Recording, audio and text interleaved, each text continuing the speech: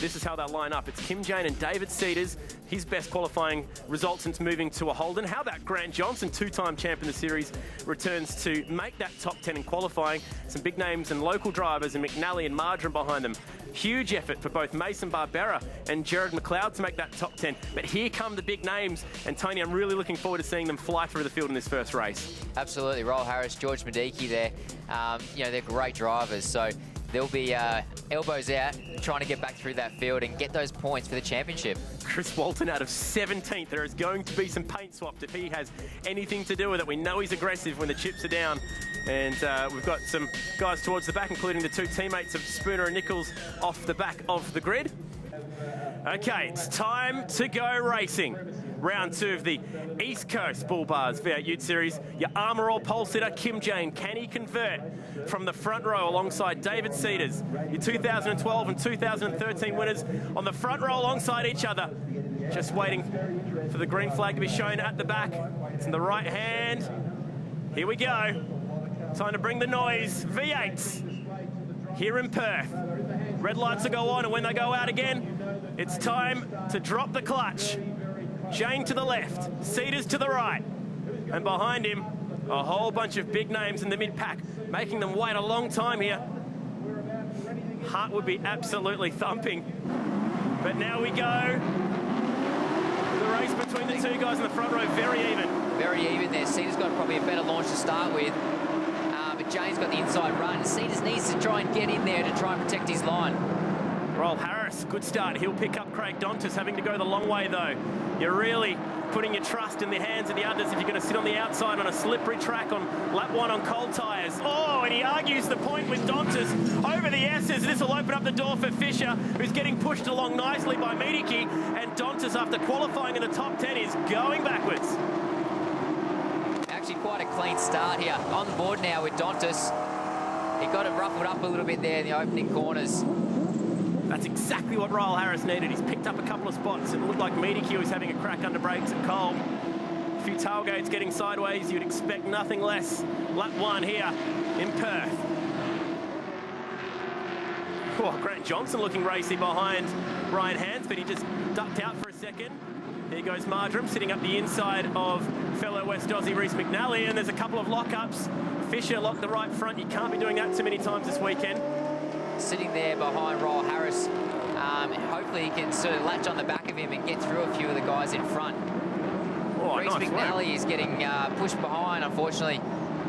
He's won races here in the past, so he's a very good operator in this category and on this circuit, so hopefully he can find his way and get back through the field. So Dontis has lost 2 spots since the start, back down now into 12th. That might not be such bad news because the reverse grid race is coming for race 2. So just if he can hang anywhere around there, he might be in with a shot at starting towards the front. As Hansford's got a pretty good run on Cedars here, but it's not going to happen there. And nobody knows, Tony, what the reverse grid number is going to be. It's a pill draw, essentially, marble draw, random. So that's really good. You know, some of the guys that were sitting on the buffer, if they knew what the reverse grid was, they might just lose a spot, so they start pole for the next race and, you know, get that win. So it's good at the championship to do that. Leaves everyone guessing. Sadzik on the outside of Jeremy Gray. Gray had a little excursion off yesterday with brake issues, and he makes that move stick. And look who's coming. It's the Renko Ute of Walton. He's got a great exit out of 7. And there might be a chance for him to dive up the inside of Danny Bazadzik. Roll Harris fighting with Fisher and Mediki in there, and Bazadzik's actually got a loose bumper here. Category is so tight, you can see that no one can really make a lot of headway. You know, they're basically nose to tail the whole way around. And you can see that in qualifying, that everyone was very, very close. So even guys like Mediki and Royal Harris, you know, these big names are struggling to sort of make headway in the race. And with just 14 laps to get the job done, you need to be passing cars almost every lap if you're Chris Walton here today, but it doesn't look to be that way at the moment. He came flying through the field at last year's reverse grid race. How about that? It's Mason Barbera getting a run out of Kolb and up to the back of Reece McNally. That's a huge effort for the young Queenslander to be fighting with a local driver with the experience of McNally. Andrew Fisher here, down into the last corner. Big braking zone.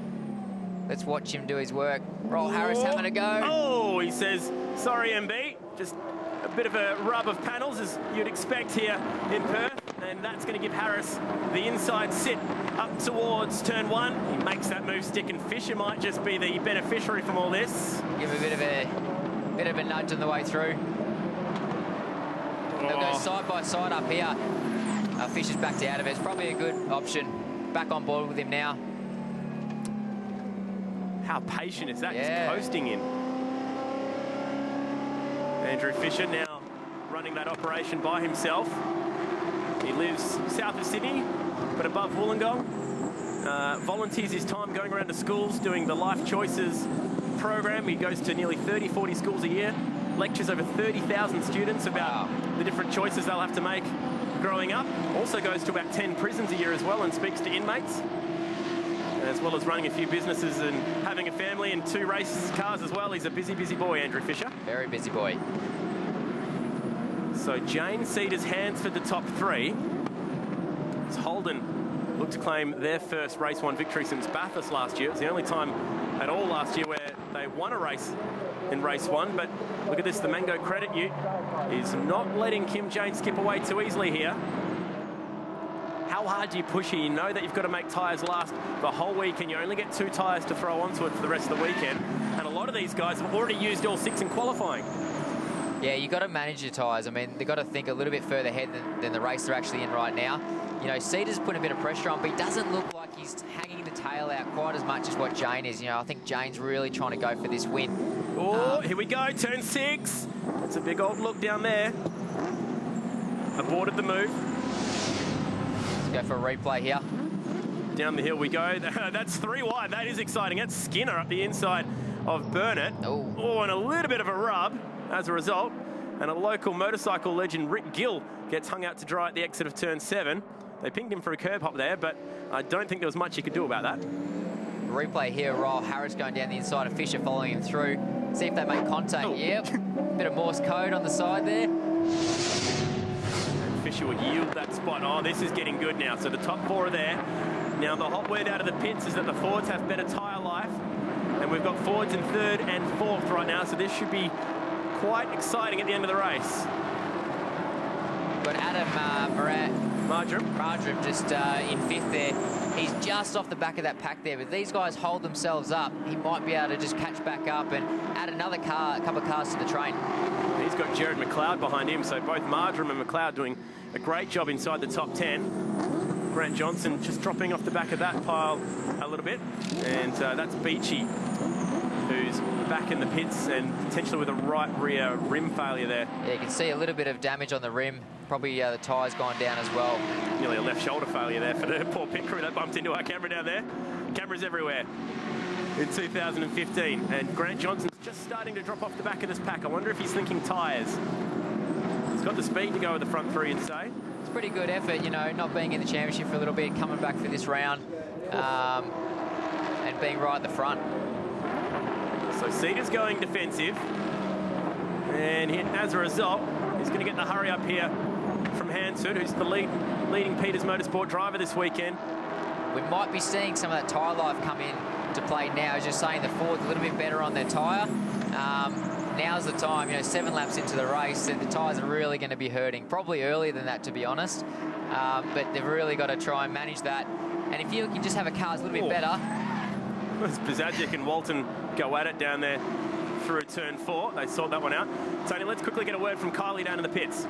Yeah, look, you're spot on there, Chad. Adam Beachy. It is a cracked rim, and having a look at it, it's been done good and proper. Oh dear, and that's probably meaning a dead tyre, as well as Walton has another look here at Bazadzic, who's really making the Renko Ute work for that position, and these guys fighting for 16th, and Walton's actually picked up 2 curb strikes here. Another one will see him get a 5-second penalty, so that's dangerous. I wonder where the curb strike actually is, whether it's the last corner or turn 5. Both. Oh, okay, right. Yeah. Because yesterday, a lot of the supercar guys are getting done at turn 5, and, you know, saying we're not actually getting an advantage by going out there, we're actually hurting our lap time, so why have the beacon there? It's a bit of a double penalty, isn't it, really? Absolutely. Fisher holding up Dontas at the moment of the Just Car Ute. Dontas not really having much fun here. Just go on board with him and see how hard he's actually working. He had a great time at round 1 of the championship being Clipsal. That is the event where he does a lot of work and planning. He came 4th in the first race, but it wasn't for points.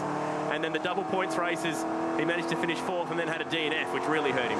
Oh, there's that curb on the outside. Do you feel that in the car, the vibration? Absolutely. Yeah, it's very, very aggressive, that curb.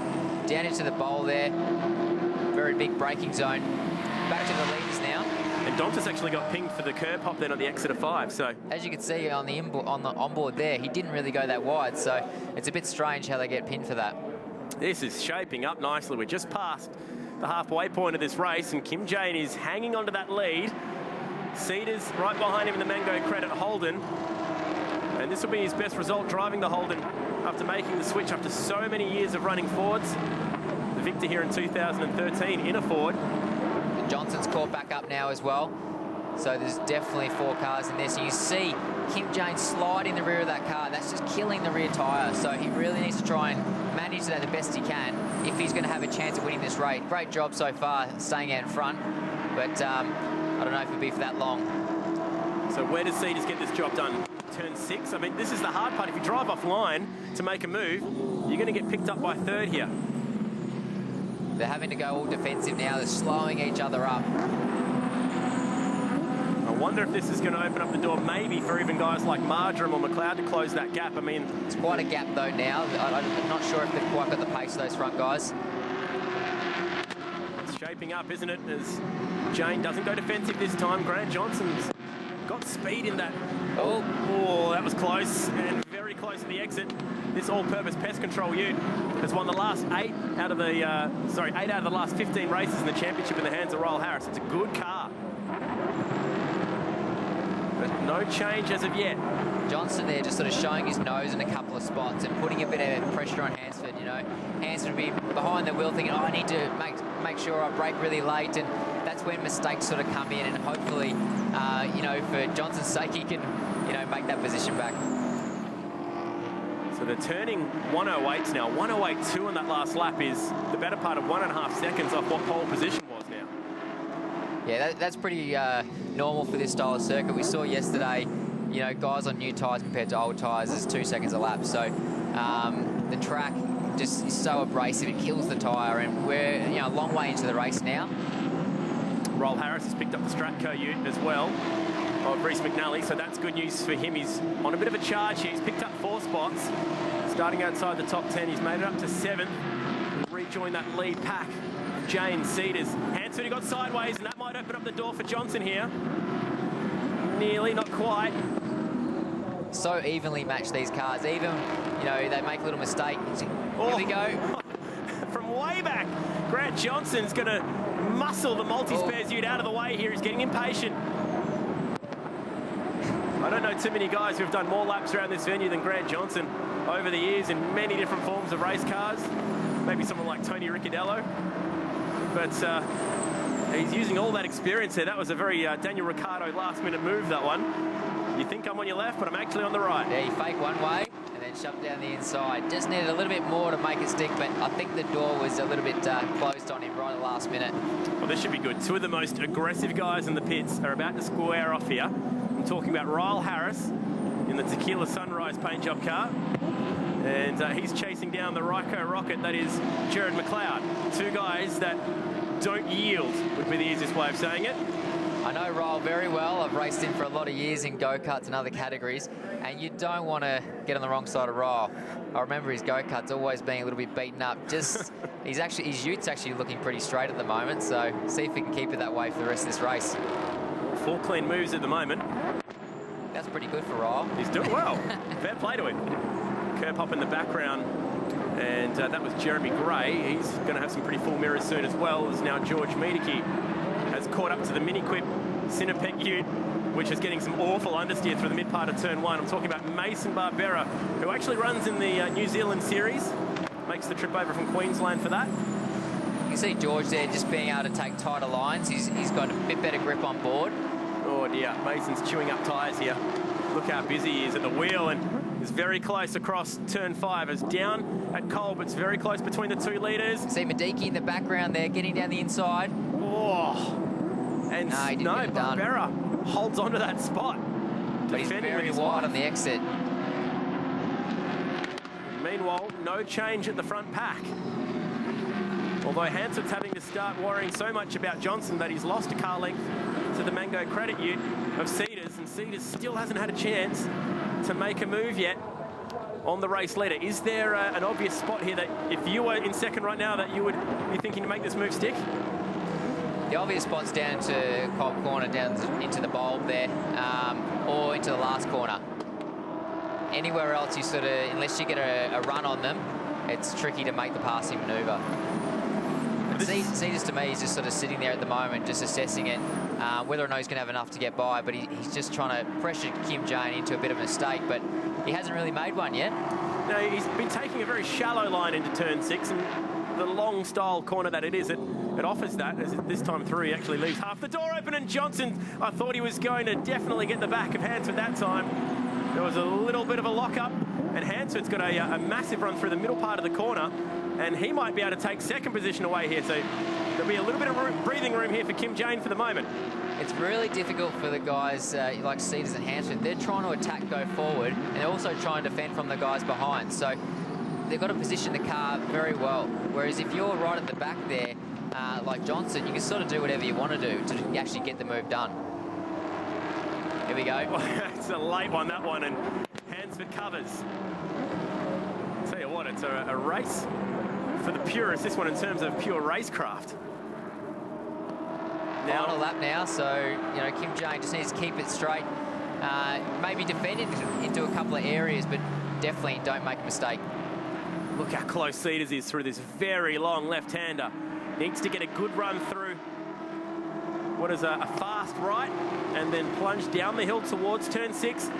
Bit of a dab of the brakes from Jane. Does Cedars have a crack here? He doesn't. Well, he's having a go, though. You can see the car squirming under brakes. Great controlled leading from Kim Jane. Now, this is the spot. Last chance. One more corner to go. Is he going to be close enough? Does Jane go defensive? Does Cedars have a crack? Cedars got the headlights on, so he's trying to make the move. I don't think it's going to happen. He's not close enough. He's just going to settle for second. And Kim Jane's going to use the curb at the exit. Didn't even get a curb hop all race long. And that is a good win for Kim Jane. Converts pole position. Congratulations. And that is his 14th career win in the Utes. He draws equal 6 now with Leighton Cranbrook and Chucky Baxter. So that's a big win to win it from pole position, heading into the reverse grid race. The big names, well, Harris back in 7th, and behind that Miedeke 9th. And how about that Chris Walton 14th? As there's a little bit of a fist pump there from Kim Jane, but with 3 curb hops against his name. So Walton might even be getting more pain just yet. We'll update you with that one a bit later on as Jane takes the race win by nearly half a second in the end from David Cedars. A good staring contest, that one, between the front 4. Yeah, absolutely. You know, there wasn't a lot of passing going on, but they were nose to tail, putting pressure on each other during the race. So great little race there. Craig Dontis in 12th. And we've got Danny Buzatic there in 17th. And Lee Nicolo actually moved up quite a few spots there. So Walton might actually miss out on the reverse grid pill, waiting to see exactly what that number will be later on.